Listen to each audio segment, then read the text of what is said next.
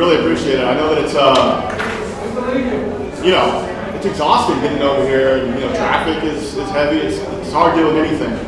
But seriously, thank you. Hey, you! Thanks for coming, man. Really appreciate it. Seriously. Come on over here, guys. Seriously. We'll get started. We'll just go over the itinerary, the schedule first. So we're going to do an overview, and then market report. We're going to have Johanse do a presentation, and we're going to do forced networking, and then we're going to have the lenders panel with a couple of local lenders. So just to give you guys a brief overview of REIA Rico and what we do, we've been doing these meetings for what? A little over a year? Year and a half. Year and a half, guys. Yeah, we did it. If you guys are new here, come and introduce yourselves to me first, and then anyone else after that. So we also do deal makers. So if you guys are feeling, spry at Saturday morning, 7:30 in the morning, we do deal makers in Carolina at PR Consultants House. Thank you guys. I really appreciate you guys letting us use your space. We might have to find a new space at some point. So if anyone has any ideas, yeah, Mr. Halleck, awesome, another Carolina resident. So Barceloneta, we are selling a house, 4-bedroom, 2-bath in Barceloneta. We just lowered the price, $159,999. 9999. So yeah, we have a virtual tour of that too. So Johanse recently did a virtual tour for us. Thank you, Johanse. If you guys want to check that out, let me know. We have a couple other projects that we're doing. Isla Verde. If you guys are looking to see, what kind of projects we're doing, we're raising capital for that. I think the deadline for that is September 8th. And then I'm raising, so this project, Coglis, I'm raising capital for. The deadline for that is September 5th. I think it's all, accounted for. But if you guys just want to see an idea of what we're doing, I can share the pitch deck and the renderings and everything. But yeah, that's our whole goal, is to try to partner with the community here and try to do more deals together, because I think that we're, stronger together. So, yeah. What else? T-shirt. So we went to Ukraine a little while ago. That says Russian warship. Go F yourself. Thank you. Yeah. If you guys want a T-shirt like this, we have a whole bunch, and they're going straight to the Ukrainian army and a Ukrainian orphanage that we went to. Yeah. So Ukrainian orphanage, the 3 boys that we met. So we partnered with them. Yeah. So there's 3 boys that we met that are looking for a home there in Ukraine, and we're trying to, 5 orphans now. 5 orphans. 5 orphans that we're trying to place in a home. So they're temporarily in an orphanage that they can be adopted out of, and the way that the system works, unfortunately, is that there is a more permanent system that if they, I don't know how it works exactly, but if they don't get adopted during this early time, then they move into this more permanent system, and it's like a permanent, it's no longer orphans. They're Not a good place. Yeah. It's apparently really bad. So adoption is really difficult in Ukraine right now because of the war. You have to be Ukrainian, you have to be stable enough and have a house big enough to take these children on. And they have at least 50% unemployment. It was already one of the poorest countries in all of Europe. And, oh, by the way, the Russians are coming, right? So we, Zachary and I, and REIA Rico, we're trying to raise money for a pastor who's agreed to adopt these 5 children that we know of, that we met on our trip. So this is just one way that if you care to be generous, talk to Zachary, buy a T-shirt. If you want to do more, we're going to basically try to buy a property, big enough to house these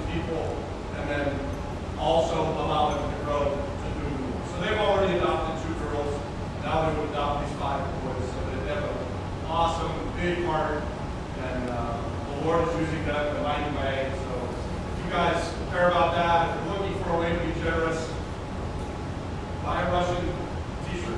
Yeah, exactly. Thank you, Robbie. Yeah, so an easy way to support us. So easy way to support the cause. So, all right, guys, I think that's pretty much it. I want to introduce you to our co-founder, Catherine Morea, my mom. Thank you. Great. All right, hi guys. Well, thank you all for coming out. I want to give a special thanks and shout out to Sarah E. I don't know how to say your name right even now, but it's Sarah with an I at the end.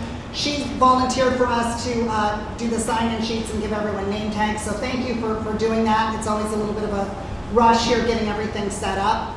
I see a lot of new faces, so let me ask you, how many people it's the first time they've come here to our meeting? Wow, that's great. Well, how did you find out about us? Can I ask you that? Zachary, okay. Good. Who else? Who else wants to say, how did you find out, sir?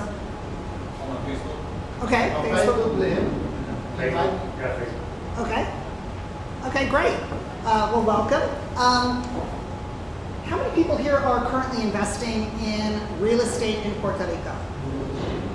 Wow. Okay, good job. Got a bunch of experienced people here. How many people here know the difference between a real estate agent and a realtor? Okay, Christopher LaRue, why don't you take this one? You want to explain what the difference is? Well, a realtor is a member of the National Association of Realtors. We have an association here, both from the local level and the state level. We are continuing education, much like a real estate agent. We are licensed like a real estate agent, but we also follow a code of ethics that the real estate agent is not required to follow here in Puerto Rico. Basically, we're professionals, and they are just doing the job.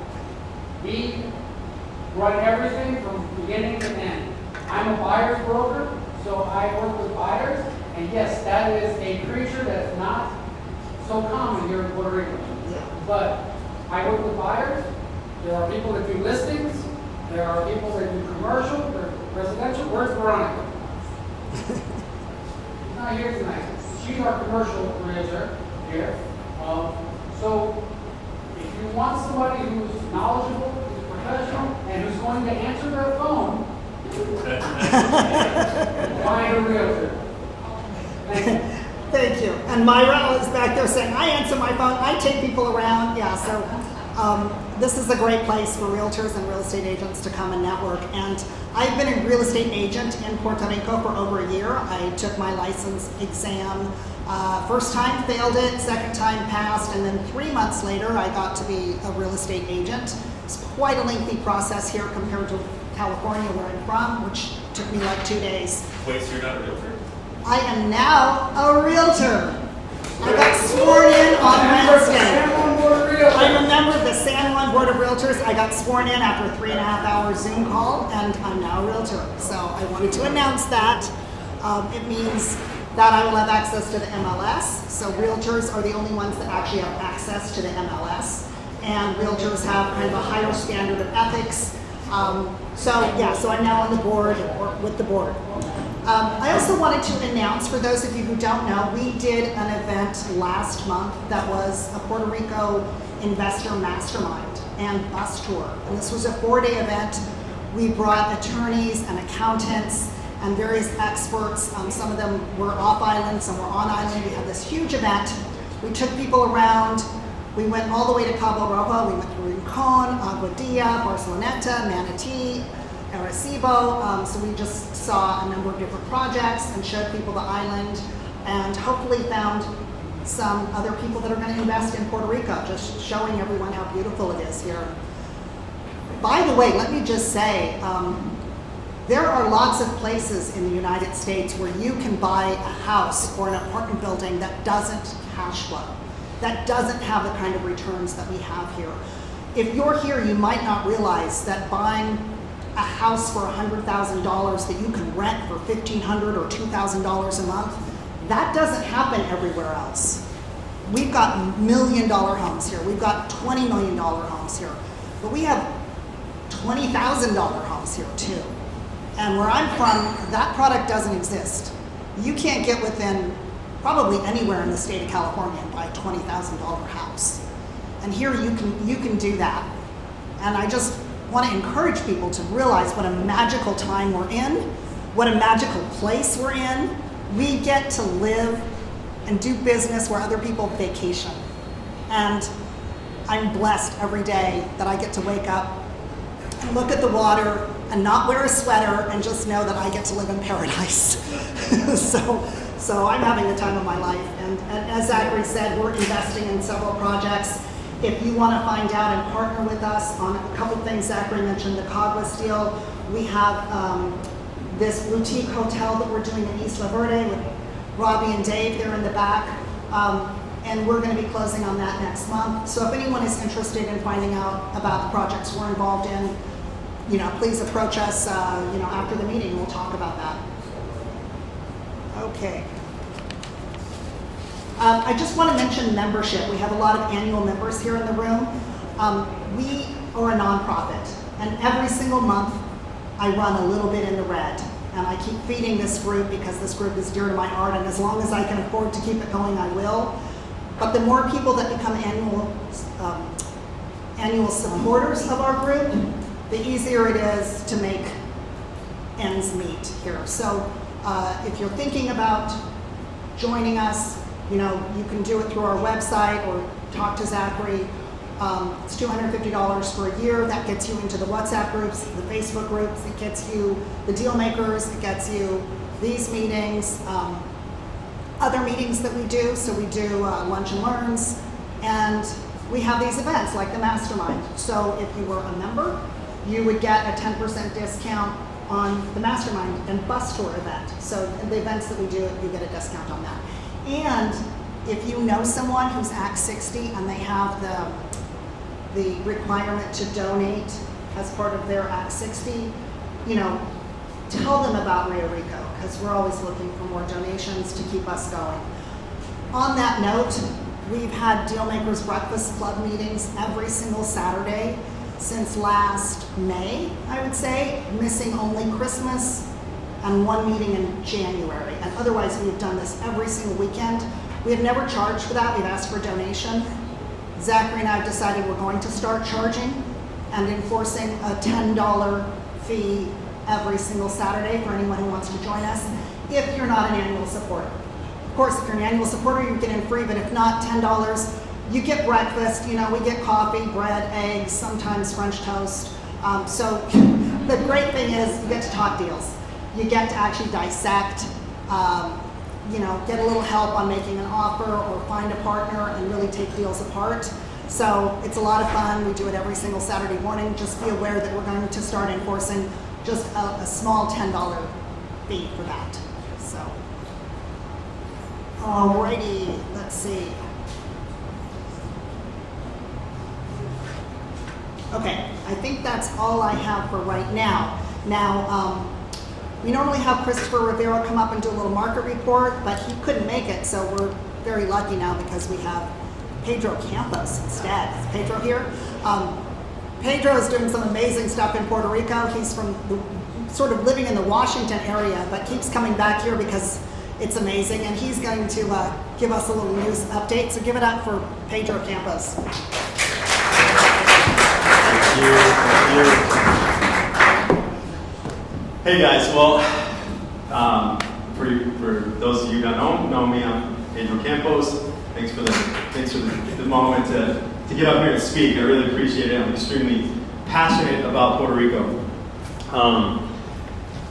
So I'm going to give you a quick snapshot of who I am. What I do, I'm a mainland real estate investor. I run a wholesaling and flipping company based out of Seattle. And a few years ago after the hurricane, my wife looked at me and she's like, we need to invest in Puerto Rico. And I'm like, what does that even look like? And there's that saying, if listen to your wife, right? She knows best. But in this case, I was like, I really, really took it into consideration. And here we are finally investing in Puerto Rico. And I remember I grew up really close to here. I was born in Rio Piedras, and we had a great aunt who was a pillar in our family, who lived just over Fernando Juncos over here. And we remember walking these streets and as kids. And as kids, we would hear stories from her. We have grandfathers that were politicians. Our grandfather was Jesus Fragoso. If you guys know Avenida Jesus Fragoso, that was my grandfather, my great-grandfather. And I remember her telling us stories on this street right here, it being super high-end, and Saks Fifth Ave. It was beautiful, it was amazing. And then we saw the downturn. It was devastating. And I know it personally impacted my family, because it impacted family members of mine that were hurt by the drugs on the streets that were here, and the prostitution, and the downturn that we don't talk about. But the nice thing is that Ponce de Leon is a historical road in the area that I'm extremely passionate about. And in the last 3 or 4 years, there's been over $300 million from investors pumping into just Ponce de Leon, let alone everything else on the island. There's been just a tremendous move to Puerto Rico. I can feel it. I remember in 2012 and 2013, being in Seattle, my wife, one of the moments that I didn't listen to her, she said, we should buy this house across the street for $289,000. And I remember thinking to myself, who would buy that? Now this is Kirkland, Washington, in Seattle. Well, guess what? You can't buy a house in that neighborhood for under $1 million. So I think I should have listened to my wife. So when she said we need to focus on Puerto Rico, I was like, yeah, you're right. So I remember the energy in Seattle, Washington. It was you could feel it. You could feel the growth. You knew things were happening. It was the home of Amazon, Facebook, Microsoft, Google. Everything was happening. And it was the most innovative city in the world, if not, in the country, I know that for sure, if not the world. Maybe not the world, but anyways, the point is that we had an influx of people. And I remember hearing the statistic, India was the second fastest growing economy in the world. Well, why? Because there's 1 billion people in India. Why was Seattle the fastest growing economy in the world? Because it was the fastest growing population. Puerto Rico has over 3.2 million people. There's been over 750,000 people that have moved here in the last 2 years. Moved back to the island. And so there's been a massive influx of people. We finally have, in the last 2 years, we've hit over $1 billion in lodging in Puerto Rico. And in 2022, we've reached that $1 billion mark in 7 months. So it'd be crazy not to say, I'm sure you guys can agree with me, that there is a lot of money. We know about the $80 billion infrastructure deal that they're pumping into Puerto Rico, that they've allocated for, whether it be for roads, school systems, businesses, you name it. I think right now, I sat in a meeting yesterday with some heavy hitters, investors into the island, and running a mainland investment group, the one thing that I always see is there's a high level of interest and a high level of skepticism. But guess what? I really believe that we're on the brink and the churn where you guys, I would highly encourage you guys to get as involved as you can in real estate, in the markets, in your businesses. Really focus in on them, because I'm going to give you the insider trading. It's going to come. It's on the brink. The things that I know, the investors I'm working with, there's some deals that are happening right now that I really believe are going to create a massive shift in Puerto Rico. We've talked to many investors. We're sitting down. We call them the $100 million investor. We're seeing a lot of money interested in Puerto Rico. It's just now creating that security, that understanding, the proof of concept for these people. And we're connected to people who've done it 100 times over, have proven the concept over and over again. And we all believe that we're on that 2012 upswing. So I just encourage you guys, get involved in whatever it is, the businesses that you're getting in, whether it be real estate or starting an online business or whatever it is. I encourage you to do that because it's coming. So thanks for letting me share.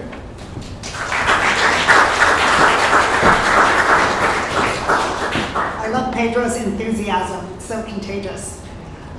This next part of the meeting is where we do some forced networking.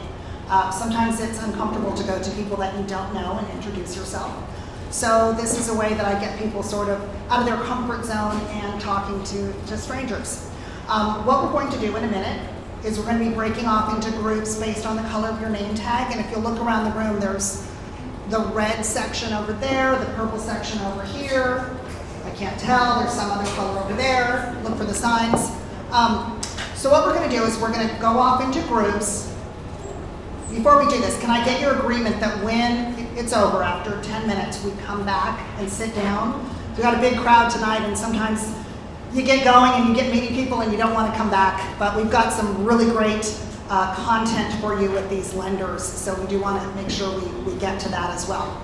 Okay, so we're going to get into groups. You're going to say your name, where you're from, perhaps what kind of real estate you're looking for, doing, or involved in, and then I want you to share a book or a movie that changed your business, that changed your finances, something that really pivoted you. So you're going to share that with the group. And let's get going. Everybody break off into groups. Red, purple. See you in 10 minutes.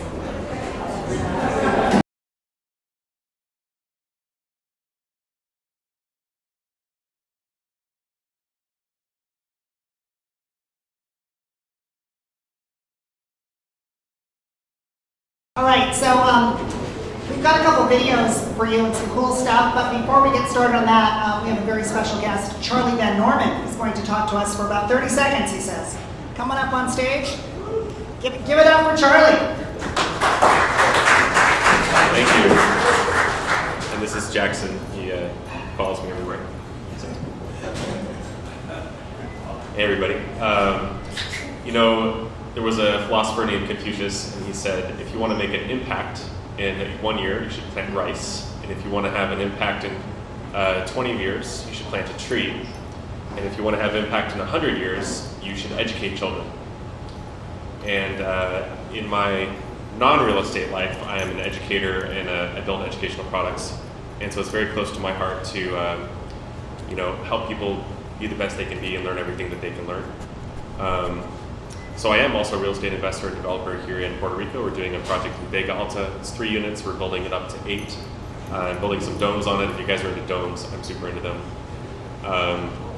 And at that property, we're going to be doing something to give back to Puerto Rico. And specifically, we want to learn what is the best way we can give back in terms of education. So I know that the university was recently defunded by a few $100 million, I heard. I know a lot of schools in Puerto Rico have been closing. So I know that there is opportunity to do something with education here, but I'm a white person from California, so I don't know what exactly that is, and I want to learn what that is. And there's 4 of us on the project, and we all want to learn what is the best way we can give back. For example, maybe we cut out a week of time every year at our property to host a summer camp for kids to learn how to code. Something like that might be really great. But I really want to get to know the community better and just connect with you guys and learn what can we do, what opportunities are there out there. So we're doing an education event at this property on September 29th is a Thursday at 4 p.m. It's free. There is free food if you want to come. Just for the food, that's totally fine, but hopefully you're bringing something about education with you as well. So yeah, that's it. My name's Charlie, and I want to contribute to education. And if you want to learn more about this event, just let me know, and I'll send you the link. Do you have a phone number or a website, some way people can contact you? No. No, just kidding. You want me to tell my phone number right now? Yeah. Sure. It's complicated because I have a Puerto Rico number and a U.S. number, but I'll give you my Google Voice number. And it's good for WhatsApp as well. That number is 650-440-5445. Once again, that number is area code 650-440-5445. Cool. Okay. Thank you. Wonderful. Thank you. What a great concept. I know. Who here is into domes? Domes? Yeah, really cool concept. Okay, so we've got, some of you may have heard about the Investor Mastermind that we did last month, or were there, or the bus tour. And Dawn has been working on a video. Deb is, you froze her just in such a lovely position, Dawn. But he isn't finished with this video, but he's almost finished. It's a work in progress. So let's take a look at this video. And by the way, you should have told me how serious I am. I look way too serious in this video. But other than that, enjoy.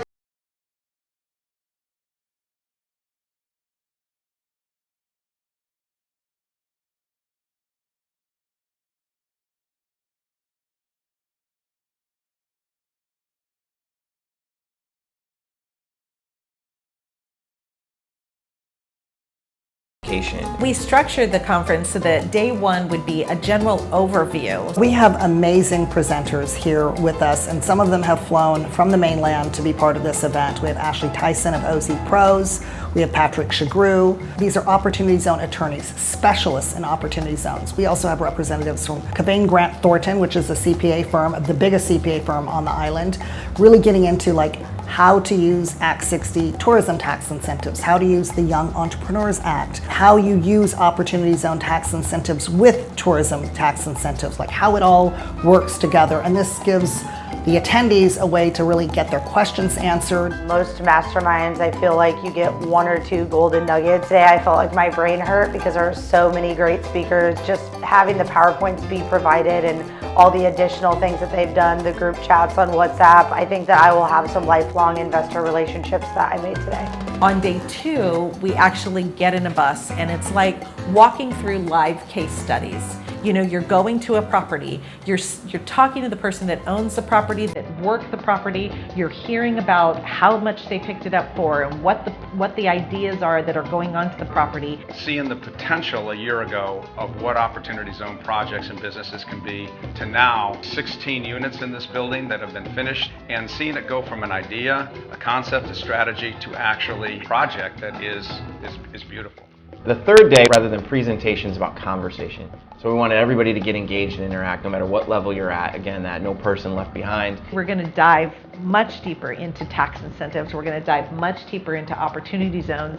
And then we actually get to do a hot seat kind of mastermind. Really solve people's problems. We want to equip people so that if your mind is spinning with thoughts after day one and day two, day three is the day that you get the questions answered to solidify them. So the hot seat is great. It's a privilege because Ashley, you can just tell when he speaks the amount of experience that he has, and that just to hear him speak and put in layman's terms to simplify it and so anybody could understand is really nice. So I think the ultimate goal of this event is to bring all the people together in one room that gives the resources to someone who's thinking about investing in Puerto Rico. Because what I would like to see more people investing in Puerto Rico. I think it's an amazing island.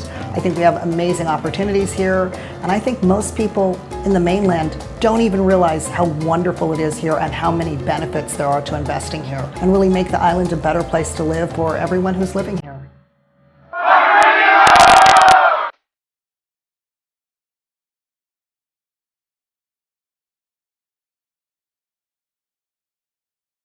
All right.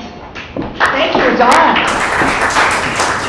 Don has been working on this and editing it, and he's the one who always does our videos here and does Robbie's videos as well. So I don't think he has any more time because I think he only sleeps like 4 hours a day and he just edits videos.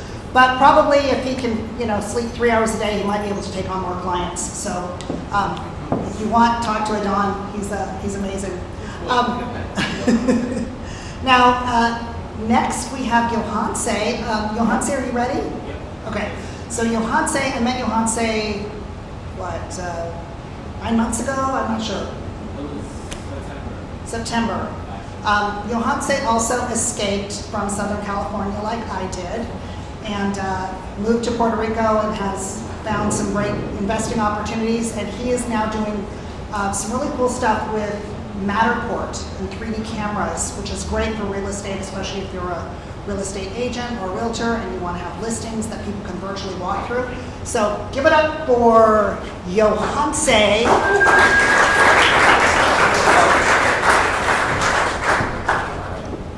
Hello everyone.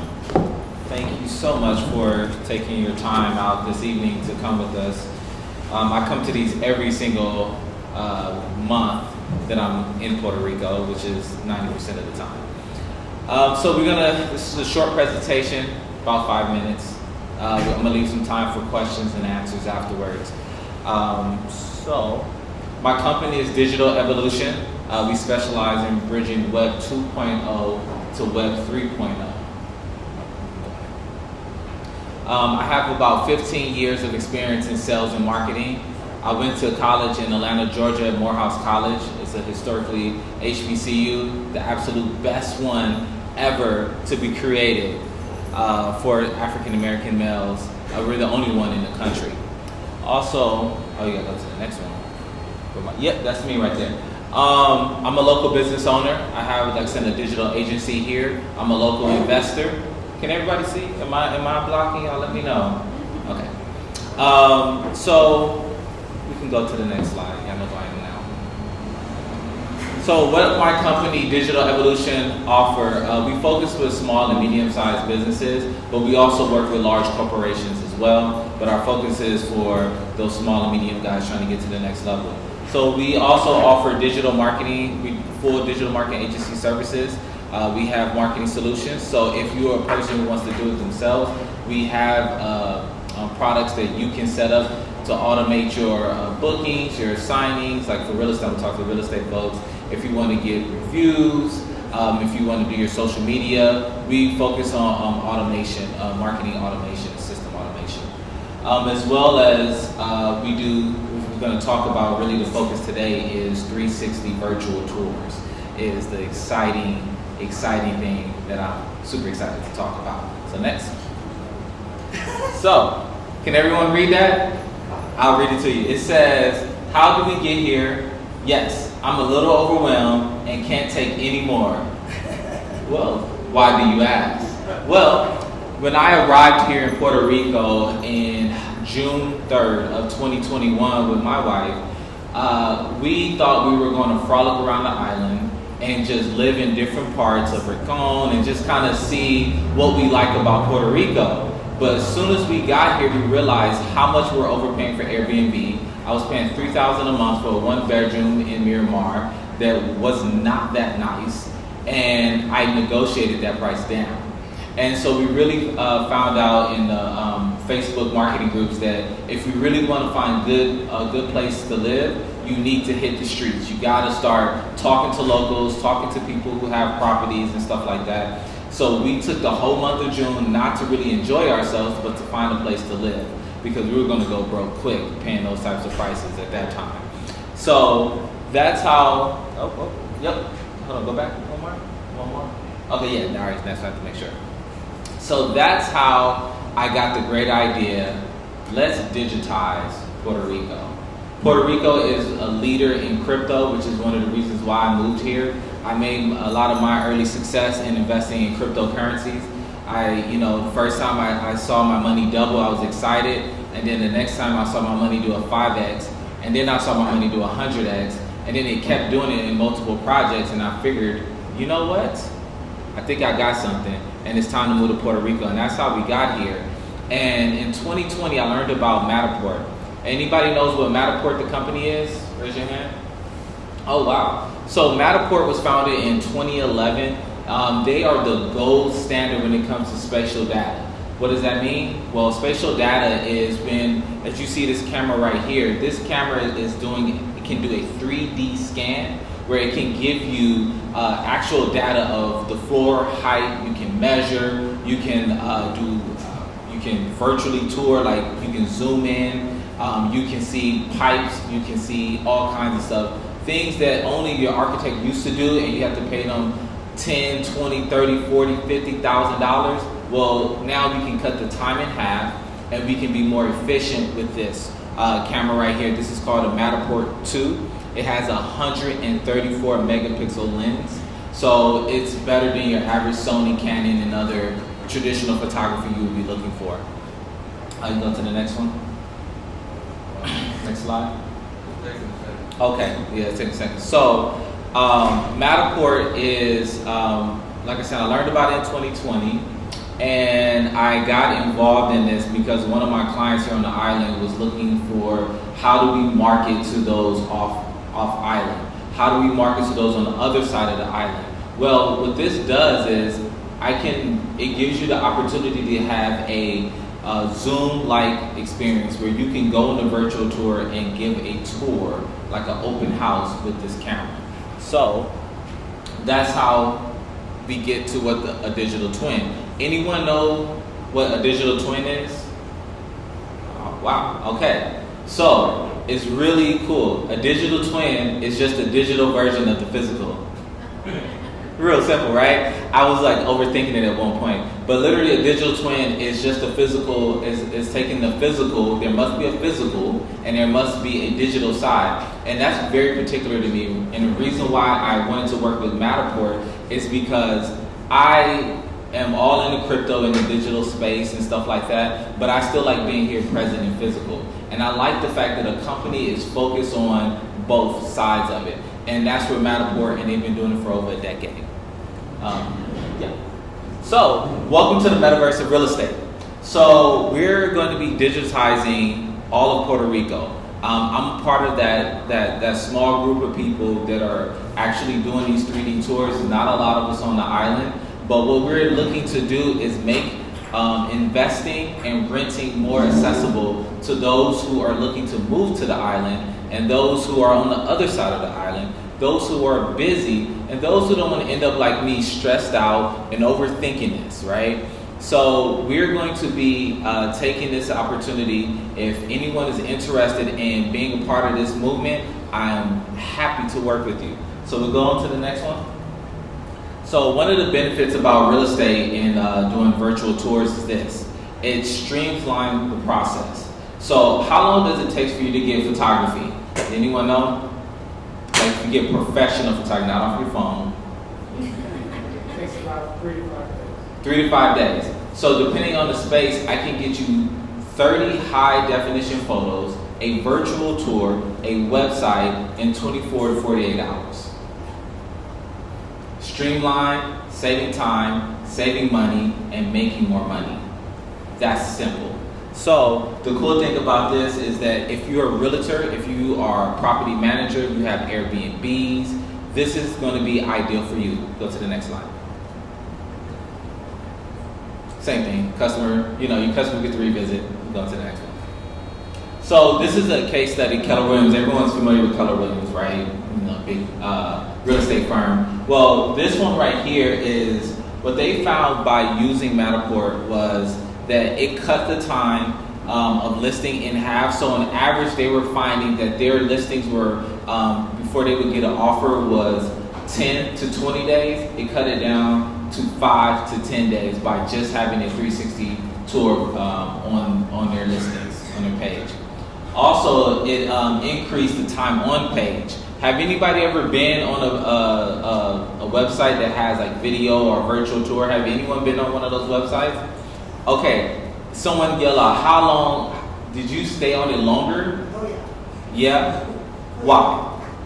Because I wanted to explore the different viewpoints. The viewpoints, right? Yeah. You can look up, you can look down, you can zoom in, you can turn around, and if you have a phone, you can look at it on your phone, and it goes along with the phone. It's on the desktop, as well as virtual reality. Anyone ever use the Oculus?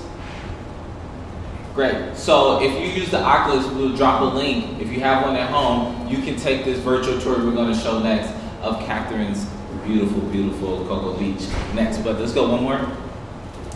This is just some facts. 74% of agents using Matterport win more listings. That's more money, faster. 95% of people who are 95% of people are more likely to call about properties with 3D virtual tours. These are just facts that listing.com and realtor.com survey. So you can press play for me. So this is an actual virtual tour of Cocoa Beach. The Catherine has a listing in what is that, Rio Grande? Yeah. Grand Reserve, the Hyatt Grand Reserve. I mean, this was a beautiful home. This home took me about 2.5 hours. So for every 1,000 square foot, it takes almost about an hour to scan. And I mean, I enjoyed scanning this property. As you can see, this is a video that you can screenshot and you can put it on your Facebook, your YouTube. You can put it on any type of marketing materials there are. 3.8 million. Yeah, just the easy 3.8 million. You get access to the golf course and a lot of other amenities that most people can't have. So if anyone's interested in seeing and exploring this, we will drop the link in the chat, or you can request afterwards. You can go on to the next one. So if you can play this is a real estate and the results are proven. Within the first 6 months, we tracked it. We saw our average days on market drop from 30 to 21 days, and our average sales price to list price jumped from about 93% to about 97% in the first 6 month window. All right, next one. So, cost effective, and the results are proven. Within the first 6 months, we tracked. All right. So let's get to the part. What do I offer? Digital evolution. Listen, we're focusing on really digitizing and making our real estate and our industry, hospitality, much easier. So some of the things we focus on is actually the capture services.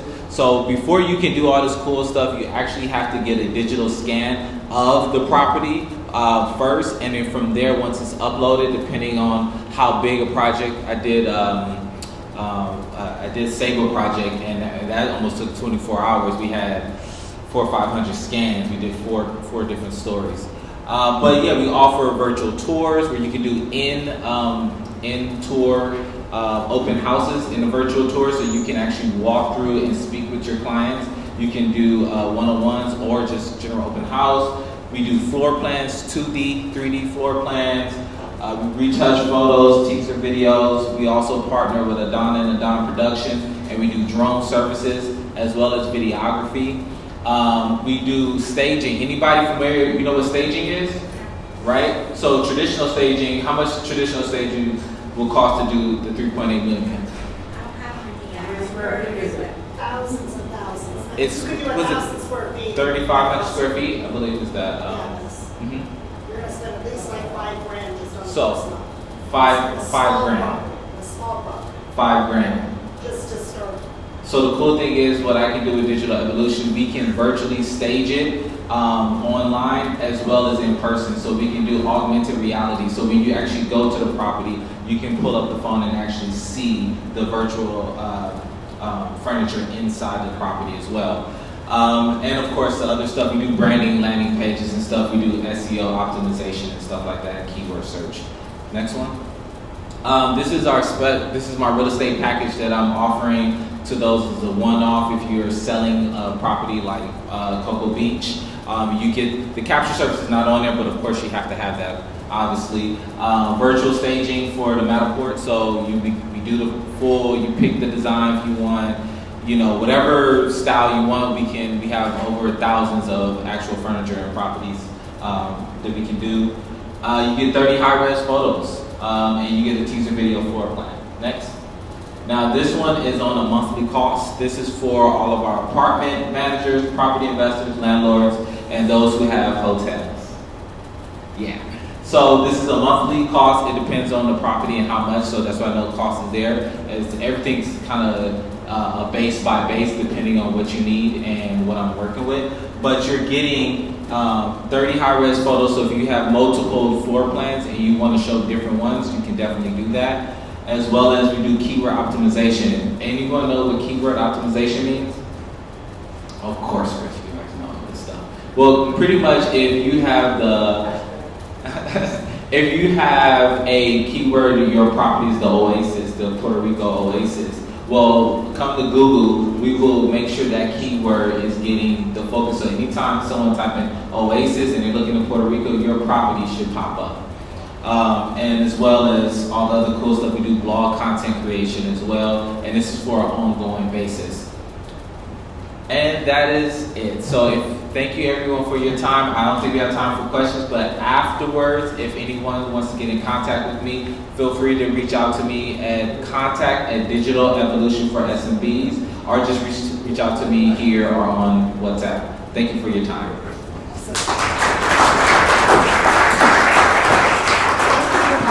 You're welcome.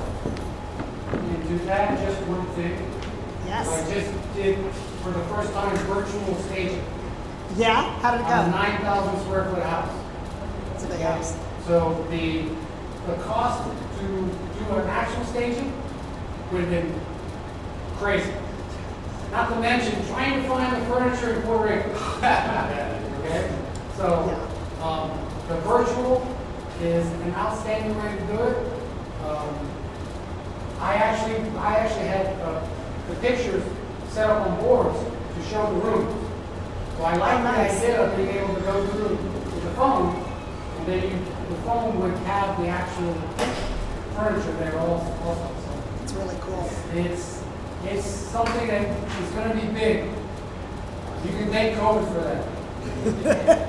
Thank you everyone. All right, thank you. Okay, so now we're going to get to the main event of the lender panel. So I'm going to bring the lenders up and I'm going to introduce them one at a time. Tell you a little bit about them. So first we have John Kutzmeda. He moved to Puerto Rico after 15 years in Hawaii. He's a direct lender. He's licensed in a dozen states and operates in Puerto Rico as luxloans.com.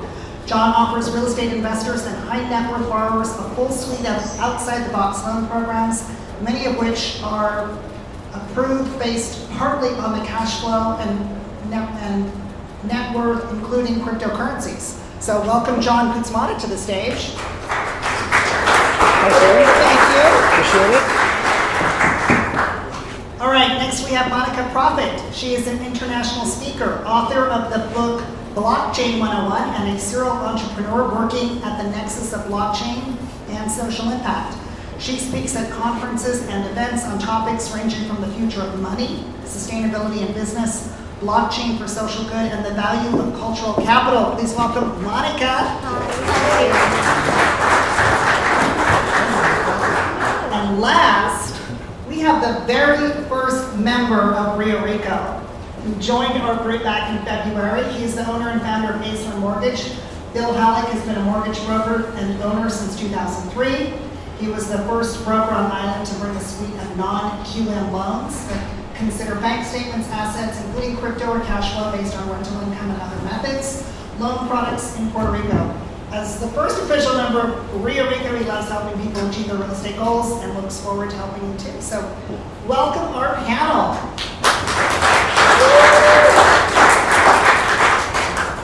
All right, so I think we only have one microphone, so we'll just have to share it. So the first thing I want to ask you guys is just tell us a little bit about your background, what got you into lending. Start with you. So I've always been interested in the mortgage and real estate business. It's all I've ever done since my days at undergrad university. So what got me into it was I was a history major and I didn't know what I was going to do. I thought about law school. I was like, I did pre-law as a minor. I was like, I read Rich Dad Poor Dad at some point in that period of time, and it kind of got me thinking, I think real estate's where I kind of want to be. And I thought, well, if I want to buy real estate, I should probably learn how the money works. And that's how I learned about the mortgage business and worked my way up through the ranks in mortgage. I was at a company called Foxton's Financial, which is, they're based in London and they came into New York and New Jersey, and it was a long story. That's a whole other topic. It was a very interesting place to learn. It was a startup. This is back when pets.com and all that first bubble, went through that little bubble, whatever you call it, tech bubble. And then I was a wholesaler at JP Morgan Chase for a number of years. And then I started my brokerage. I think I was like 23, 24 years old, and I've had it ever since. And we were the first brokers to do deals in the Dominican Republic as well. We don't have that program anymore because it went into when 08 happened, so it kind of disappeared. We're working on that again. We'll see if it comes to fruition. And we've been in Puerto Rico since 2019, and happy to be here, happy to be part of this. Glad to be one of the founding members to help you guys get this going. You guys did a great job. Continue to do a great job, and just cool people. Nice to know you guys. So that's kind of my little story there. Thank you. Monica. So unlike this ambitious young 23-year-old who owned his own brokerage at that age, I think I was bartending and like painting in my kitchen and refusing to be a good wife by refusing to learn to cook. I think that was the highlight of 23 for me. I was a journalist. I didn't have a history degree, but liberal arts. So again, I was like, But I didn't read Rich Dad Poor Dad, and I didn't think about money for a very long time. I really just thought about time as the main thing that I was, the resource that mattered to me. And that's what really led me to want to work for myself and in all kinds of different departments. So Rise Markets is my company now. It's my 5th company. I've run things in hospitality, I've run bars, I've been a general contractor, I mean, you name it. You name the low-paying job, I've definitely done it. If you name the other jobs, like maybe I've dabbled in it, and I just keep adding new things. At one point, I went and got my securities licenses because I became passionate about blockchain technology and what it could do specifically to revolutionize asset classes, and the easiest asset class, not that it's always easy, but real estate's very straightforward. If you think about it, everybody knows about real estate more than they even think. Everyone has a relationship to real estate. Either they're a renter or an owner, or they're very notably homeless. So we all know more about real estate than we think, and I thought that's a great place to try to bring new technology to revolutionize the way that entry points work, the way that investment can work, micro investments, etc.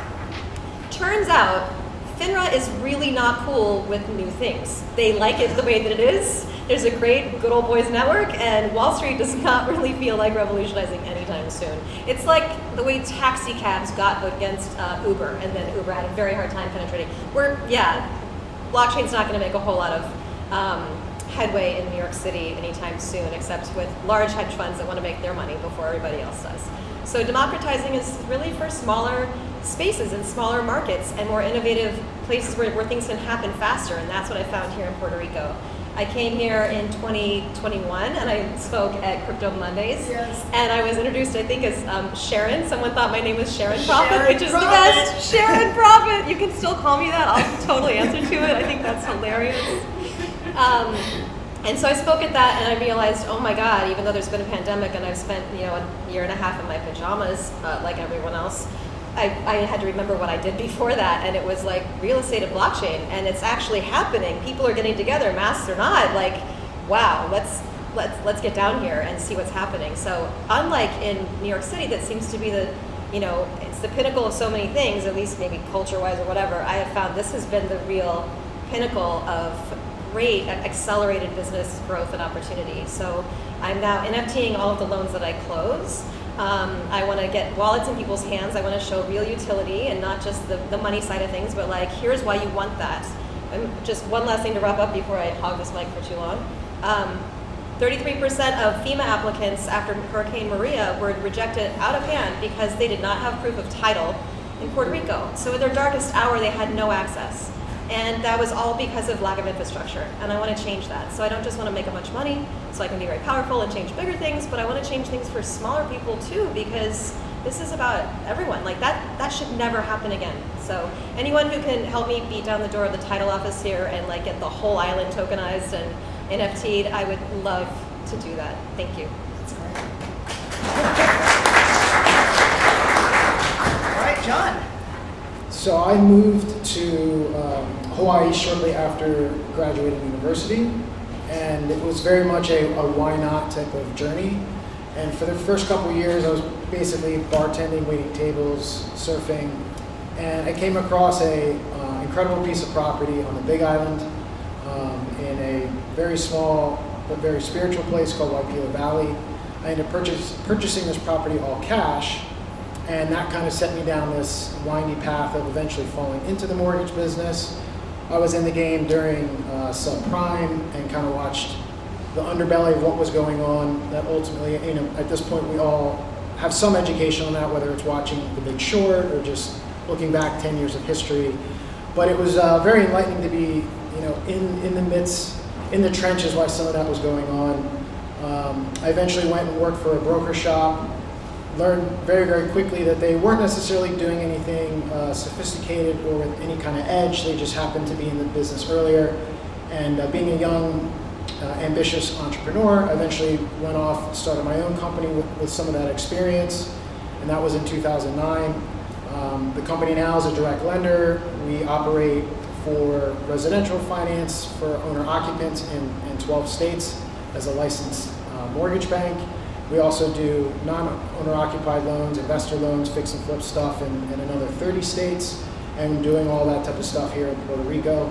The thing I'm most passionate about, and similar to what Monica had mentioned, is I do see there's this both community and great opportunity happening here in Puerto Rico. It's very diverse, but there is an opportunity for a lot of people to not only learn about real estate investing and get your hands dirty, but there's really big deal opportunities that you can't get exposure to on the mainland. So hopefully we start to see more liquidity coming here to the island that allows people to take on multifamily, hotel, things of that nature.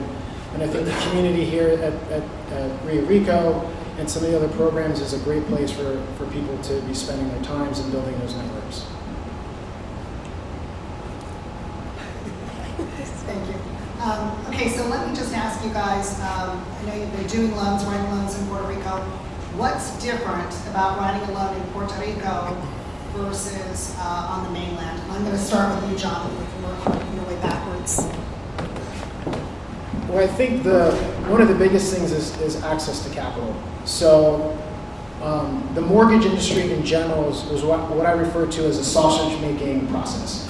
So most of the loan process is very much cookie cutter. You have very standardized guidelines. Even for some of the creative non-QM stuff, there's only a handful of end buyers. So everything kind of fits into that footprint, and then it eventually goes down the line, whether you're a direct lender or a broker.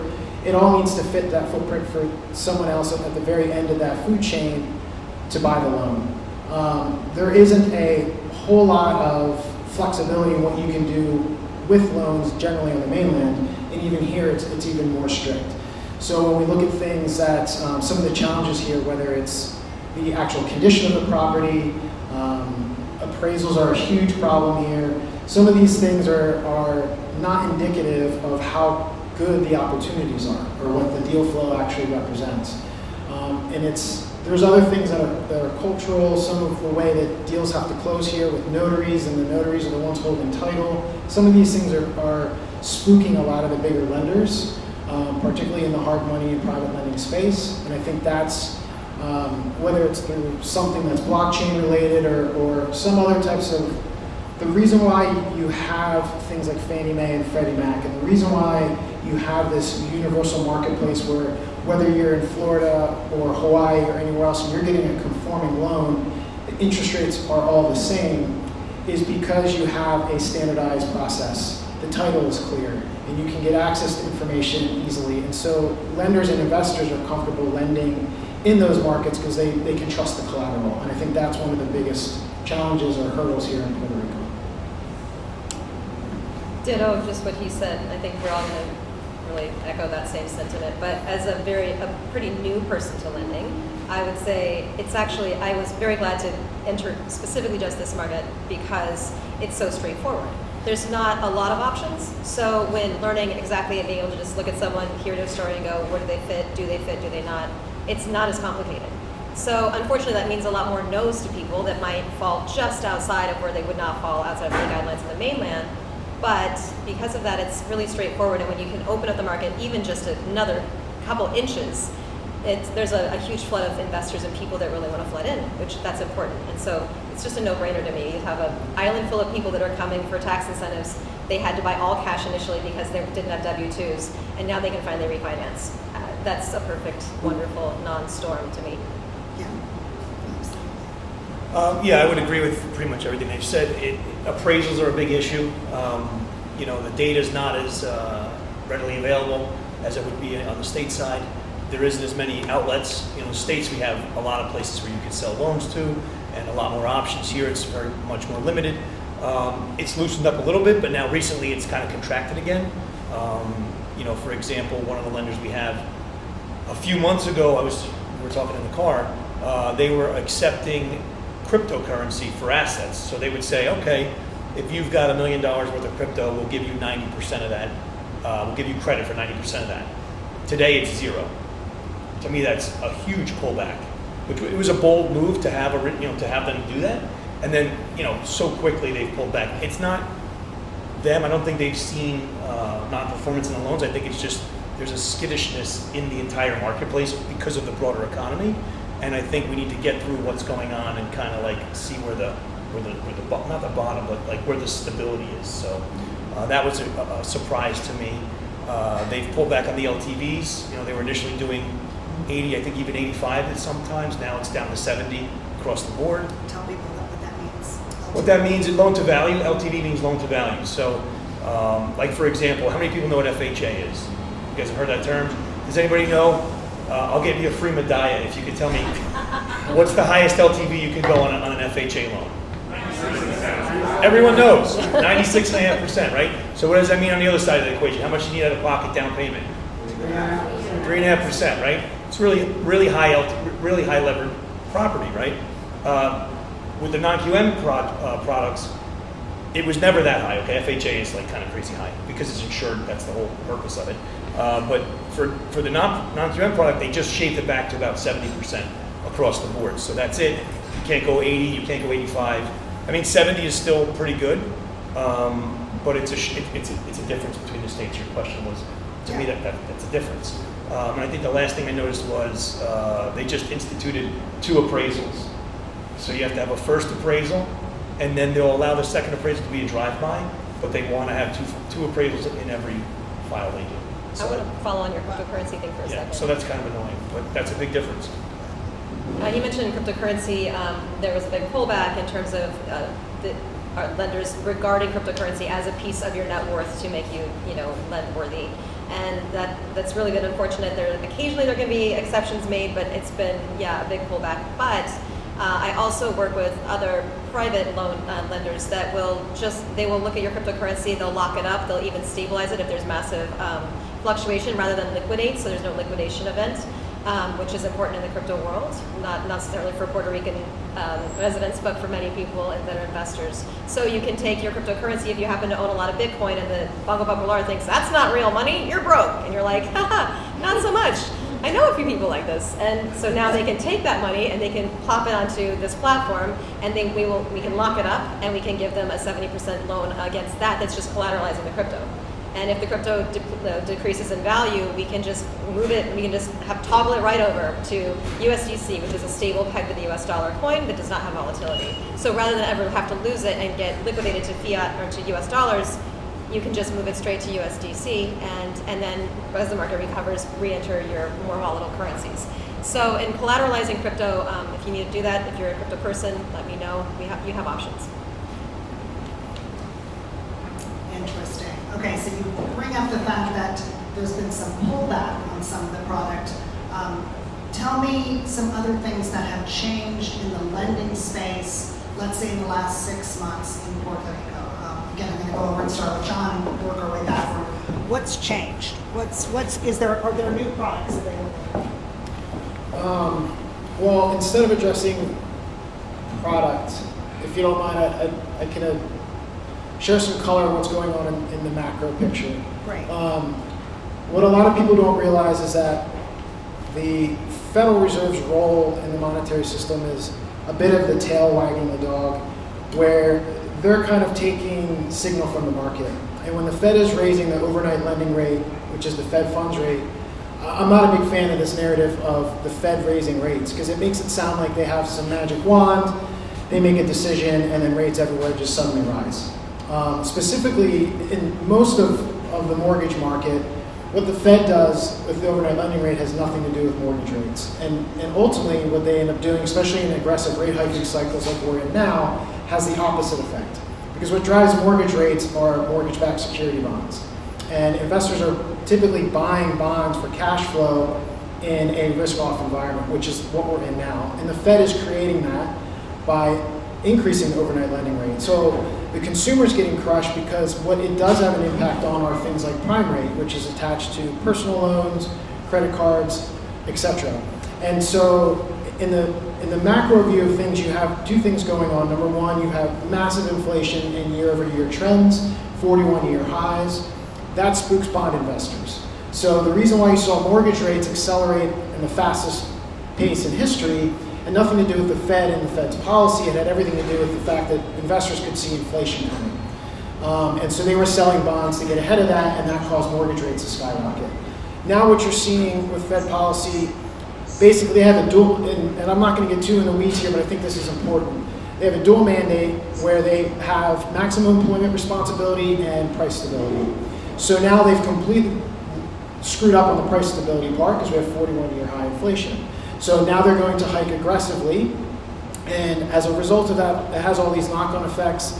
Investors are nervous. That ultimately does have a trickle effect into these more creative lending spaces because those are not derived or tied to vanilla mortgage-backed securities. These are private investors. Maybe they're taking a deep hit on other collateral because the S&P is down 20%. The NASDAQ was at a 30% on the low. The Fed is going to continue to increase rates because of the narrative, the tail wagging the dog. Inflation is still a concern, and I think that it puts a lot of pressure on investor sentiment, consumer confidence, and that ultimately leads to some of the economic contraction that you're having. So when it comes to the non-QM stuff or private lending markets, I think that is an environment that's going to continue to become restrictive. It's going to be continually more challenging to access liquidity. When you look at various different types of charts that track liquidity and you look at what the Fed is doing with its balance sheet with quantitative tightening, liquidity is going to continue to tighten up. And I think it's going to make the non-QM interest rates higher, the private lending rates higher, and access to that type of capital more difficult. The opportunity that does present, and as I was discussing with the group, I think if you can join forces with other people, do syndications, deal flow is going to be very prevalent because it's going to be harder and harder to get access to capital, and therefore those who are liquid are going to be able to take advantage of some of these opportunities that are coming to market. Could you just tell people what non-QM is? Does everyone know what non-QM is, or does some people want to know what that is? So non-QM stands for non-qualified mortgage. It's a messy term for basically anything that doesn't fit the conforming footprint. So after 2009, they came out with the Dodd-Frank regulation and Basel III, and it has all these criteria where if the loan doesn't fit that criteria, it's not a qualified mortgage, and then it falls into this non-conforming, non-QM. So basically, if it's not a vanilla conforming loan, it's somewhere in that spectrum of non-QM or something like it. But there are lenders that are in trouble right now. Some very big names that were very prolific in the non-QM space went poof and disappeared overnight.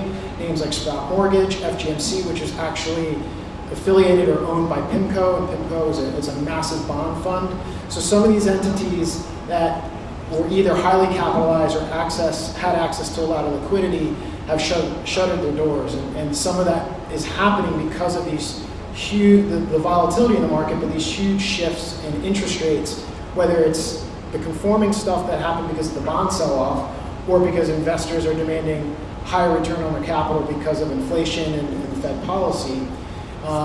You are seeing some of these institutions that basically what they do when they lend out, they need to accumulate a portfolio of loans before they turn around and sell it to the secondary market. Well, as they were sitting on these loans and accumulating them, those loans are locked in. If I do a loan to you at a particular interest rate at particular terms, I can't change that after the fact if the secondary market's no longer paying the same price. So a lot of these lenders were sitting on huge portfolios, and the end buyers on the other side decided to change their terms because interest rates and market volatility changed, and instead of getting 100 cents on the dollar, they were now stuck with a portfolio that was trading at a 20% discount. Ouch. And this is not the same thing as subprime, but it rhymes with it. So I think there's a lot of opportunity in the next, 6 to 18 to 24 months where you're going to start to see both on the asset side, fixer and flippers and real estate investors who bid off more than they can chew. They don't have the access to the refinance capital that they had before. They're going to need to start moving some of these assets, and certainly on the loan side, some of these lenders are going to have to dump these loans and these notes at major discounts. So I think we're entering a new wave of opportunity if you have your head on right. Wow. I gladly forfeit all my time to him to talk about that more.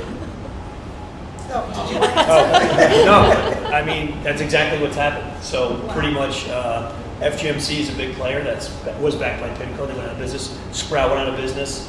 We had files at Sprout when they went out of business. Not a lot, one or two. So basically, imagine we're doing your loan and you're clear to close, and then I call you up and say, I know we're clear to close, but the bank's no longer in business. So we need to take your file. Now we're able to take the file and get the file closed somewhere else, luckily. But I mean, it's not good when big players go out of the business like that. It's not a good sign. Wells Fargo just pulled out of correspondent lending, or they're about to. They're going to take out. That's a huge. I mean, there's going to be other players that come in and soak up that business, but it's a big deal. I mean, in the lending space, that's a big deal. So yeah, it's kind of crazy. So. Interesting.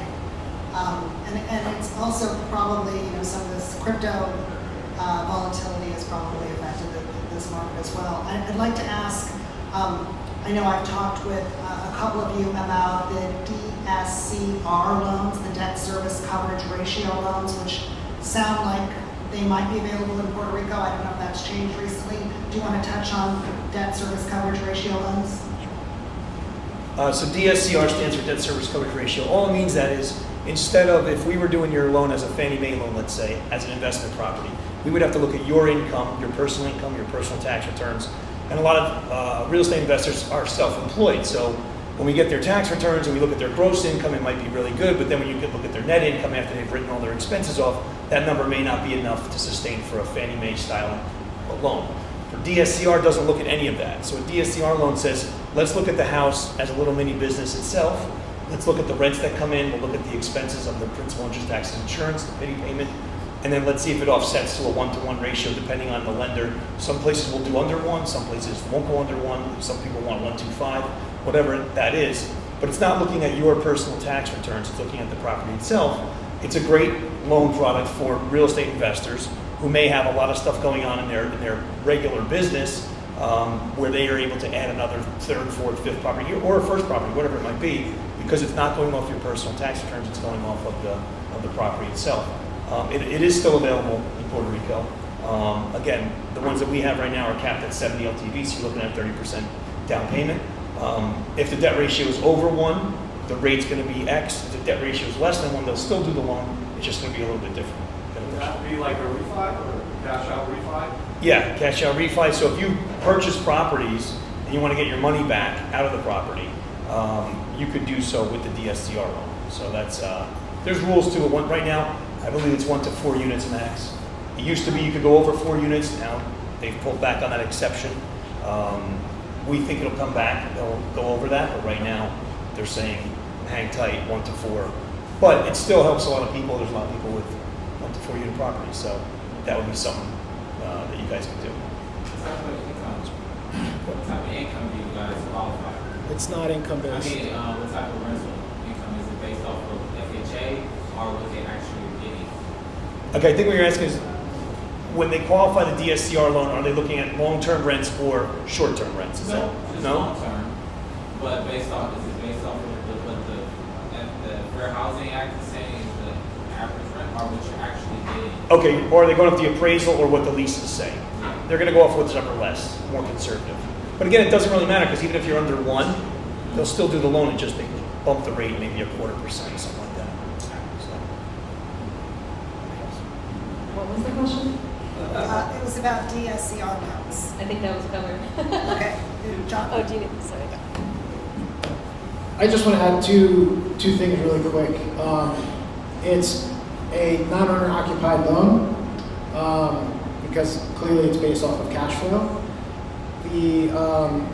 And you kind of brought up the other thing I'd point out, which is the way it's qualified is based off of long-term rents, and that is based off of an appraisal, and the appraiser has to use what's called a Form 1007, and it uses market rents. This is another one of those challenges in Puerto Rico, because we're just seeing so many discrepancies between what you, even realistically, what you can get in the market here in a long-term rent versus what these appraisers are putting on a 1007. I am by no means trying to poo-poo on Puerto Rico with these great loan products.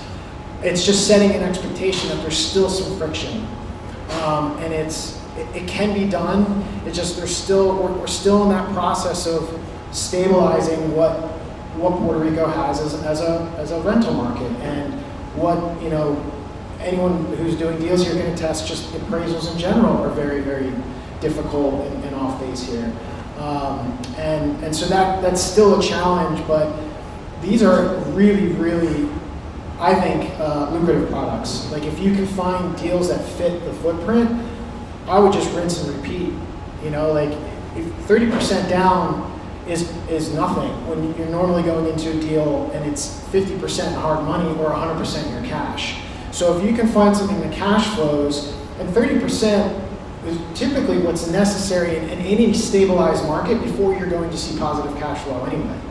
So if you can go into a market that's seeing the migration we're seeing here and has the low housing supply we have here, and you can cash flow based on long-term rents, I get there's a lot of money to be made in Airbnb, but in my opinion, Airbnb is more of a business. If you can get that passive income with long-term rents, putting 30% down, no one beating you over the head for a ton of documentation, and you can get a loan, rinse and repeat that all day long. Those who are trying to build those buy and hold portfolios, well, here you go.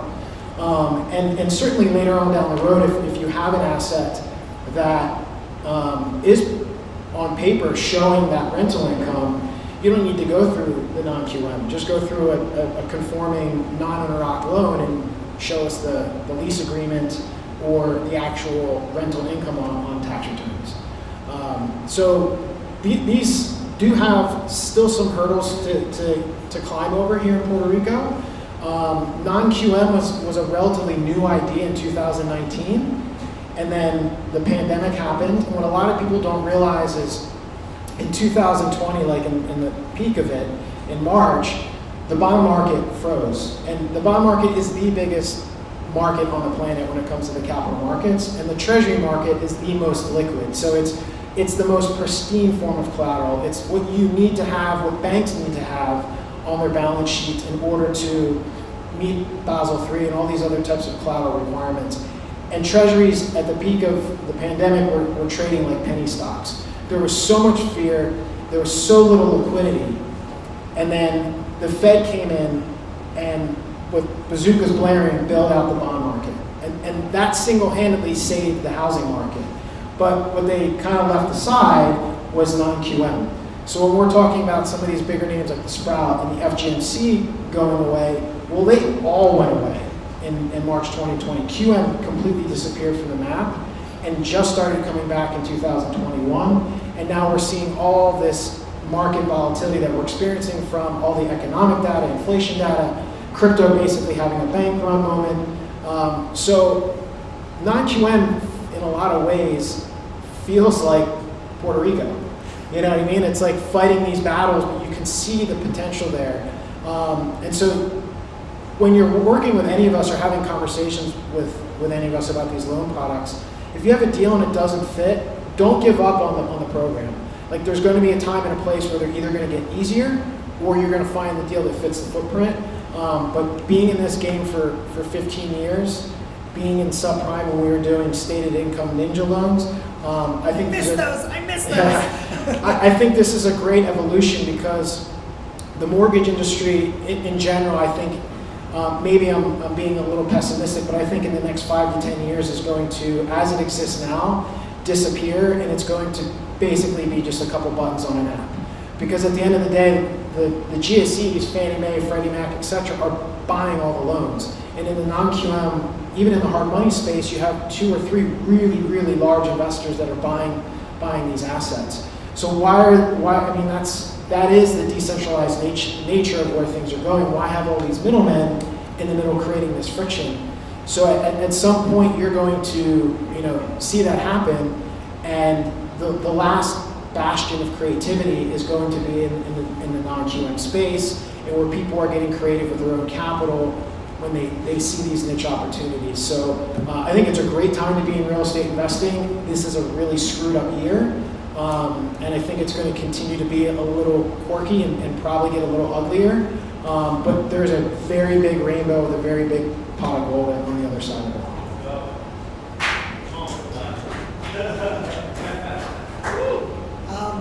So other than DSCR type loans, are there any other loans that investors for non-homeowner, non-owner occupied type properties, rental properties, or fix and flip? Is there hard money? Are there any other product for real estate investors? Yeah, I mean, the hard money space is not as matured as in the stateside. I think here it's still available, but it's not as, let's call it, easy to access. Like stateside, we do products where it's, I have a 100%, almost no money down fix and flip product that we can do in the States. I just did one for a guy in Jersey City, and it was his first deal. He never had done a deal like that before. Here, you're not going to find that, but there is still money. It's more like a case-by-case thing. You present the deal, present the factors, and then we run around and figure out which small group of investors are actually going to do that deal for you. Will it get more systematic? That's a great question. That's a great hope that we would see that to happen, but I think it's going to take some time. I think that Puerto Rico mortgage market is still very immature in its life cycle, but that also presents opportunities because that's also why we're here, because there's so much housing stock that's ready to be flipped and ready to be acquired and renovated. So we are working on that. Some of the guys in the group, in the crowd here, we're looking to put together a small fund to do that. We do have some folks that'll do over $1 million. They don't want anything from 100K to $1 million. They're interested in deals over $1 million. But we're working on the 100K up to $1 million fund. That I think there's a lot of that stock here that could be renovated and it's just sitting there waiting for it. So it is available, but it's not as easy to get. But talk to the people on the panel. If you have a real deal and the credit's good and the LTV is low enough and the principal is good, I think you'll find the money. Yeah, I second that completely. Actually, there was a deal that was a hard money deal, and this speaks to just how small the community is. When I sent it to one of my friends who does hard money loans, I thought, this is great. It's not going to fit anywhere else. Let's just try it. Here you go. And he literally writes back, this is the 4th time I've seen this deal. So that's Puerto Rico, right? There is definitely an opportunity there for new money to be coming in and cleaning up in a new way. That's what I would love to see. So please get that fund going. We could really use it. I would just, again, put emphasis on the quality of groups like this. There's so many ways to do deals without capital.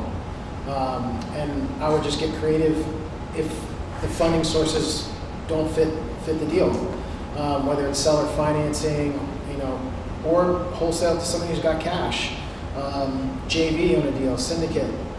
So again, optimistic on the opportunities here. I'm optimistic on the capital finally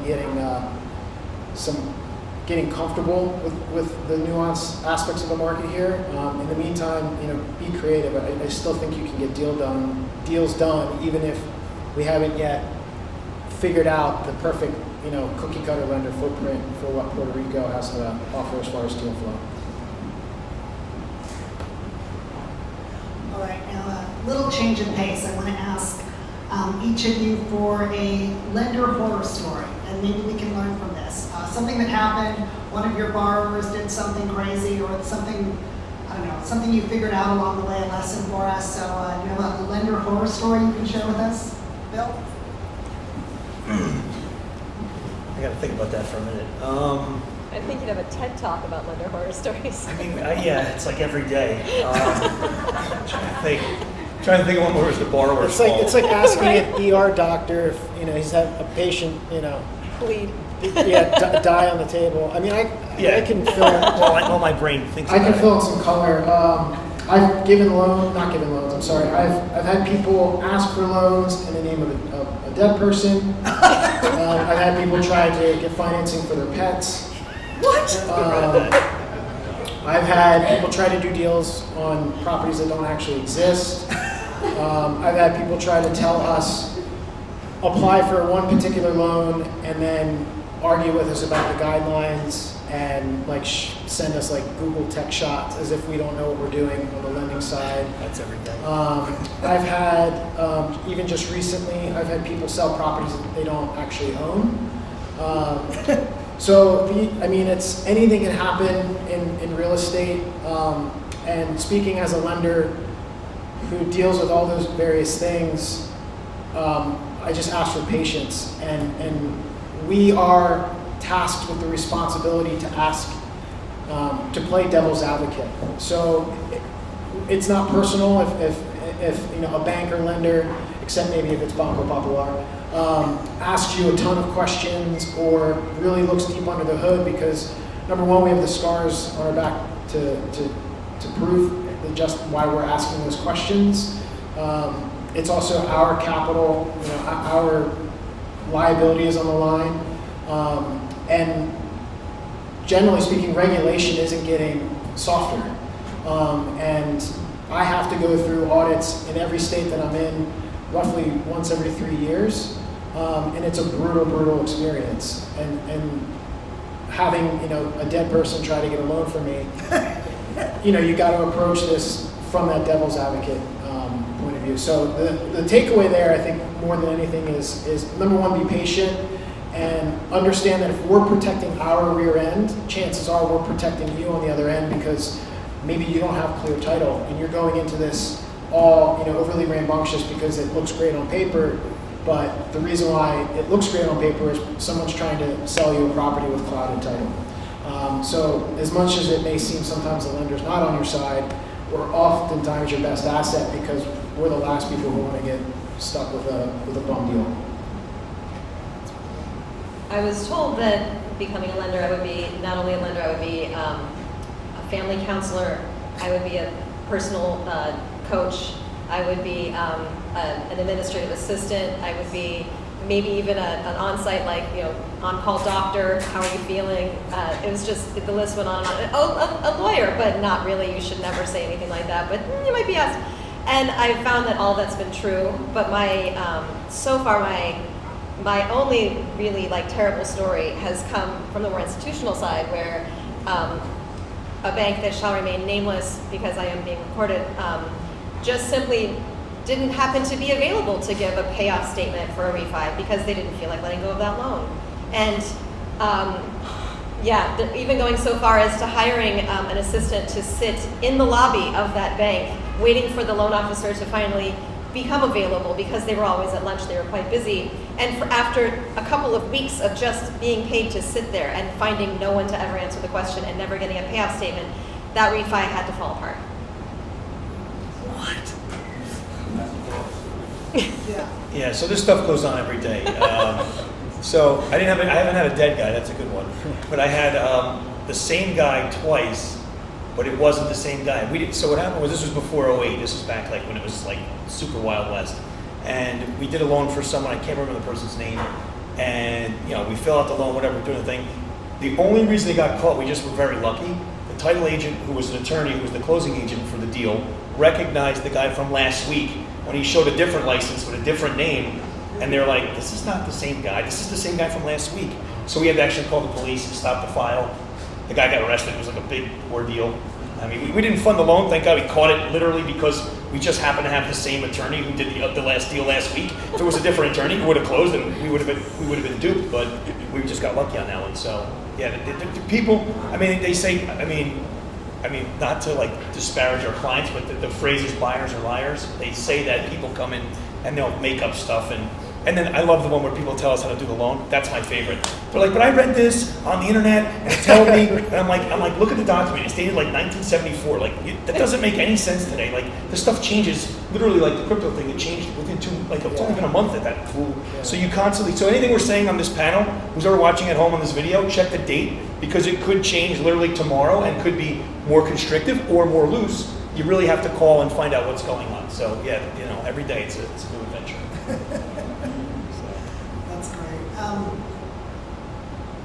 So I know, Bill, you've been in this business for a long time, and John, I know you have, and Monica, you're a little more new to the whole lending space. But let me ask you, having gone through 2009, 2008, and all of that, and your experience with how quickly things loosened up, or how not quickly things loosened up, and lending standards changed, just crystal ball, like what do you feel is going to happen in Puerto Rico as far as lending? Like what kind of timelines? We're not going to hold you to this, but just crystal ball, like what do you think the lending practices are going to be for investors in the next year, 2 years, like how long before we can get reasonable, like hard money loans or reasonable loans? Thoughts? I think it depends on the broader economy as well. I think that, we have this looming war in Europe. I think it's, not talked about in economics every day, but it is a huge piece of everything because, it's like a Tinder, whatever that phrase is. It could just quickly catch and ignite and change what's going on in the macro, and the macro is gonna change completely what's going on. So I think that that's sort of like a thing that's kind of rolling in underneath everything. I think we need to get through this weird year. This is a super weird year, right? The Fed's doing all this stuff, raising rates. They're trying to crush demand by lowering inflation by raising the rates. All these different things. So I feel like that's partially why there's been this skittishness. I think Puerto Rico's in a good space to kind of weather that storm. But what happens, I think, is sort of reflective of what goes on in the broader economy. But I am still bullish. I'm here. I do believe that. I'm trying myself on a micro level to, put together a program with some local people. I've talked to some people from New York, New Jersey, where I've done a lot of business in the past. We're trying to get some of those folks to wake up to the opportunities here. And I think that in time, things will loosen up more, so we'll have more product and more lending options. How fast? I think we have to get through this year. I have to see what the winter happens in Europe with the natural gas and all that stuff. Right. Get through all this, and let's see where we go maybe in the spring and the summer of next year. But I hope and I think that we're going to keep pushing, and I think we'll find people who are willing to put the money together. And I think the JV and the syndication, all that coming together on our level of investors in the room, we can find ways to get deals done. I have no doubt about that. Finding ways to get deals done with small groups of people, that's always what changed the world. That's the only thing that ever actually has or something. And in a world this small, in this island that's this small, I think there's a great chance that this room alone could continue to have a huge impact on the island.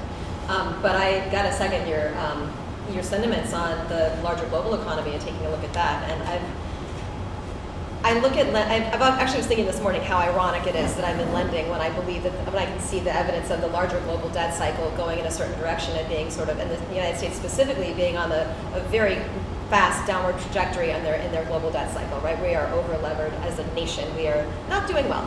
And we are looking a lot like the United Kingdom and England was back during World War II, right? Before World War II. And so by 1945, there was no longer a global reserve currency that was the British pound, and it was officially the United States dollar. And that, for the next 20 years, created incredible populism. Margaret Thatcher came into the leading position. There were all kinds of things that happened, along with really huge crushing unemployment, and a long time that it took them to recover from having been an over-leveraged country. And we're looking at a similar trajectory. And there are very few things that are disrupting that very clear, obvious, 80 to 180 year trajectory that we saw with the Dutch guilder, and then we saw that moved over, and the guilder was lost to the pound, and the pound was lost to the dollar, and the dollar could be lost, but what would it be lost to? And well, that's a big reason why I'm so bullish on crypto, and I'm so passionate about crypto. Not only because you don't have to buy a whole Bitcoin, you can buy like a Satoshi, like 1/26th of one. It's like there are very, very small entry points. And that is a huge democratizing factor. But without me getting on my crypto soapbox, there are very few things that are really, from a global finance perspective, disrupting the inflation that we see now is a smaller version of, it's a micro version of this larger macro cycle that is not looking like a healthy cycle. So quantitative easing in another 18 months, or hiking the rates for quite some time, and you may totally disagree with this in your experience in capital markets. I really appreciate your counter examples when you have them. But this is all just coming from Ray Dalio's work. He wrote an enormous tome that I consumed voraciously called Principles for a Changing World Order, how nations succeed and fail. And he goes through 500 years of research on this, and it's not looking good. And so I want to put that in there because I think as a small group of people that have access to liquidity and have agency and have collaboration, the amount of power in this room may actually outsize the type of powerlessness that may be coming in 5 to 10 years. This is my favorite topic above all, but I'll keep it short because I'm more than happy to bat ideas around off stage. But I think I think some of these secular trends that people almost emotionally are hoping for, the dethroning of the dollar, or maybe fiat in general, I empathize with a lot. Some of it I don't necessarily believe in wholeheartedly, or at least some of the predictions I don't necessarily agree with. But getting the timing wrong is the same thing as being wrong. And I think a lot of these predictions underestimate how long the current system can be in place and how long the dollar is going to be the reserve currency. And I think that's the biggest message I'd get across is be very, very careful about the narratives, because they're really easy to fall in love with. And I fell in love with the gold narrative after 2009. And basically for 20 years, if you bought into the world's coming to an end, the dollar's going to zero, own hard assets, hard money like gold, you would have lost a significant amount of wealth in that amount of time. We're living through it right now. The U.S. is still the cleanest dirty shirt in the hamper. We still have the most powerful military. We have the largest Navy. And these are the things that make a reserve currency dominant. And all the things that people want to point at about the U.S. dollar and the U.S. government, I don't disagree with. But look around the world, we're way in a much stronger position than anywhere else. And that's why the dollar right now is in a 30-year high versus just about every major currency. The Japanese yen is getting crushed. We're now at parity with the euro. Germany's economy is crashing. You look at all the stuff that's going on in other Latin American countries. So I think using that to segue into what your question actually was about as far as what's in the future for the lending markets, I think the U.S. dollars, or the U.S. economy is still going to be where capital flight goes to over this next 2 years of what will probably be a global recession. Maybe it's driven by energy crisis and this ESG nonsense in Europe, but the U.S. dollar is still going to attract a lot of liquidity. One of the best ways to invest in the U.S. dollar is in the bond market.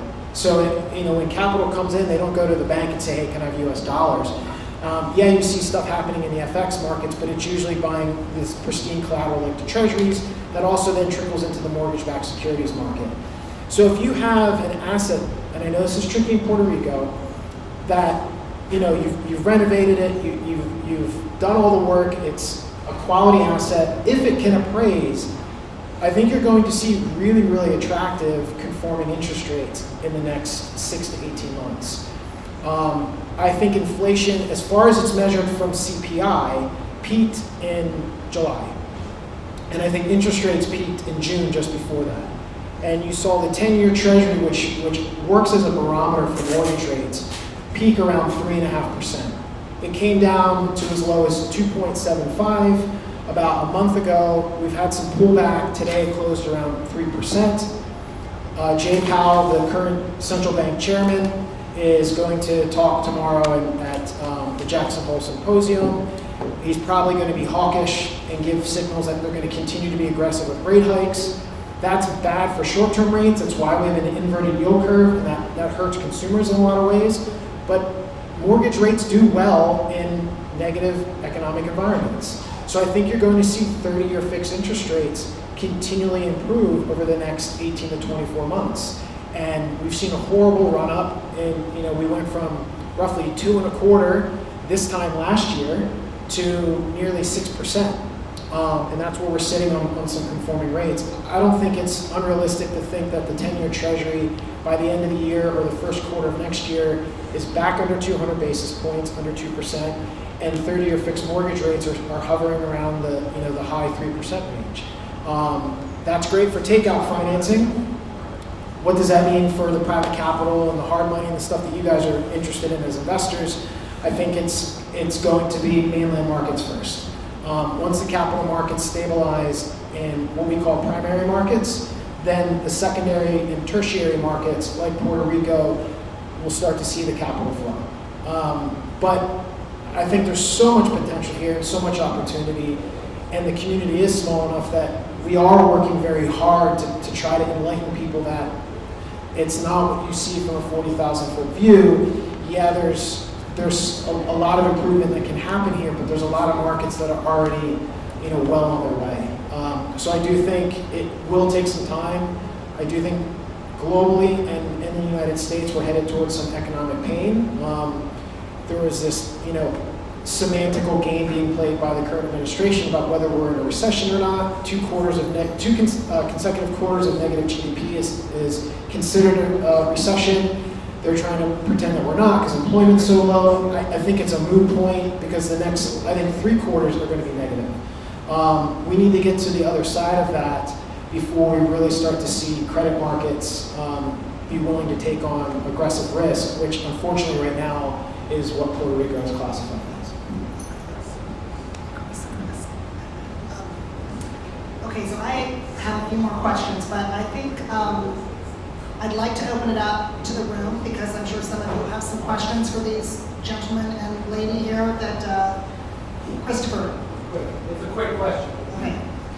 One of the solutions that was being batted around for this high interest rates for mortgages was the 10-1 adjustable rate. The ARM. Can we do that? And we're talking for homeowners? Or, Yes, for homeowners. For homeowners, okay. Yes. Can we do that here? Do we have adjustable rate mortgages here in Puerto Rico?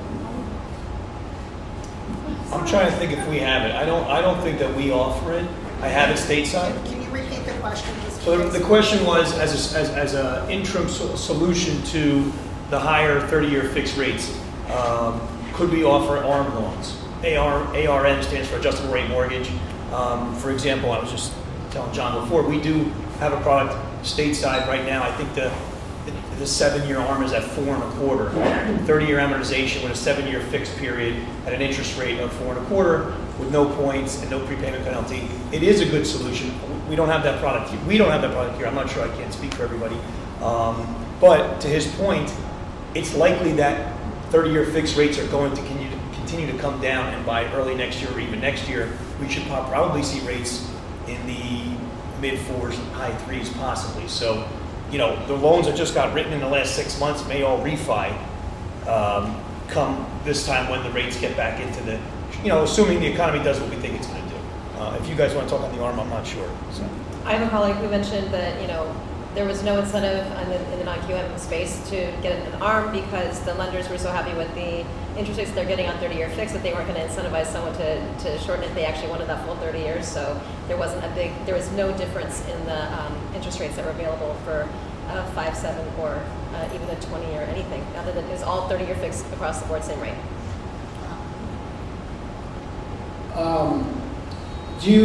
Does show of hands, how many people here know what an inverted yield curve is? Okay. Typically, the longer duration the debt is, the longer you're willing to lend out, you should expect a higher interest rate because you have more exposure to that borrower, more exposure to all kinds of things.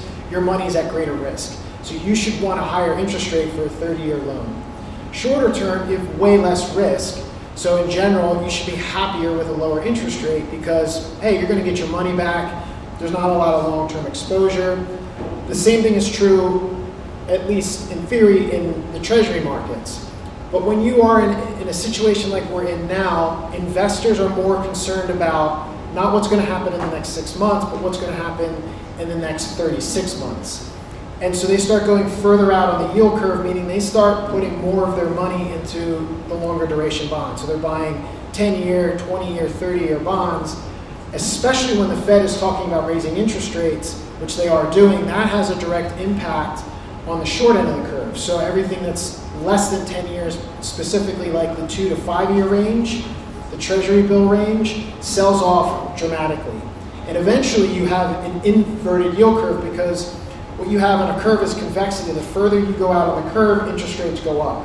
But when it inverts, the curve goes down like that because the further you go out, interest rates are actually dropping because more and more investors are buying those long duration bonds.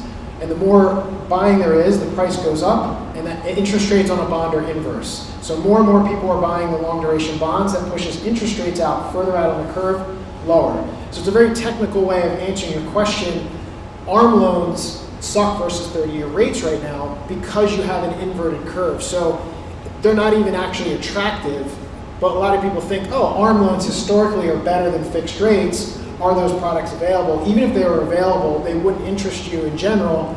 Because of that inverted yield curve, short duration debt is more expensive than long duration debt, so your ARM loans are not competitive, even the 30-year fixed loans. Now something like what Bill's talking about, you will have niche lenders that will go out there and say, hey, I have capital, what do I want to do with it? They have their own portfolio strategies. In a lot of cases, they're doing an ARM loan because they don't actually want their money sitting out there longer than 4 or 5 years. Specifically speaking of like hard money lenders, the rule on hard money is velocity of capital. They love you guys doing the 6 and 12 deals. Like, oh, you're gonna flip this in 12 months and give me my money back? I get to deploy it again, charge 3, 4, 5 points, collect 10% interest, and rinse and repeat. So you will see some niche or portfolio guys making a product up because they have their own capital, or they're in a real estate trust, and they're looking to achieve some other type of margin. Maybe they're having a hard time deploying the capital, and they're going to come up with anything they can just to get 400 basis points for the next 18 months. But I think most people that are deploying money at any interest rate right now expect in the next 3 years that they're going to get paid off when interest rates, specifically on 30-year fixed, decline and everybody goes into a refi frenzy.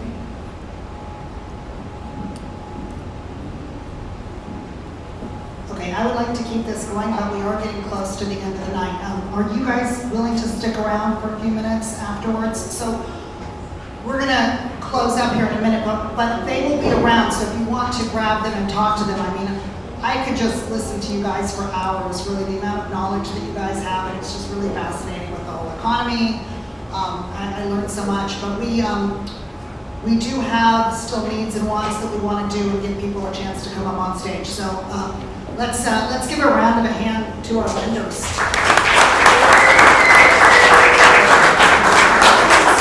Thank you guys very much. Thanks for coming out. Before we go, so I do like to give just a few minutes to any individuals who maybe have a deal, looking for a partner, have capital, and they're looking to lend it out on a private money loan. Does anyone have anything that they'd like to come on stage and share with the group? All right, Robbie Krager, what have you got for us? All of it. All of Puerto Rico. We're PR consultants, and yes, we do hard money partnerships. So that's part of our business that we're looking to grow for the rest of this year and into next. So if you are finding opportunities and you need funding for it, we've done a handful of those. We've had good success with it, and we're excited to do more. So talk to me about that. Personally, we're thinking that we may need to find a new house. So if anybody knows of a neat place that we could live, we're looking. I'll buy that house that you've got, but I'm going to need some really special terms. What else? Oh, if you come to the Breakfast Club, we'll probably have another another 1 or 2 multifamily properties that we're going to sell with seller financing. So we'll solve the liquidity problem as well by it being the bank. And so we just sold one last weekend at the Breakfast Club, or right before the Breakfast Club. There was a 4-unit for Hardo, and I think we'll have 2 more on Saturday that are fully rented, cash flowing. We've had for a few years, and our terms are pretty simple. We're looking for 30% down, and we'll finance the rest. So that's it. There we go. That's all I got. Okay, everything you want. Does anyone else have any deals or needs or anything that they want to share? Chance to get on stage? Okay. Well, if that's it, I will wish you all a good evening, and I will see you next month or at Deal Makers on Saturday. Thank you all for coming.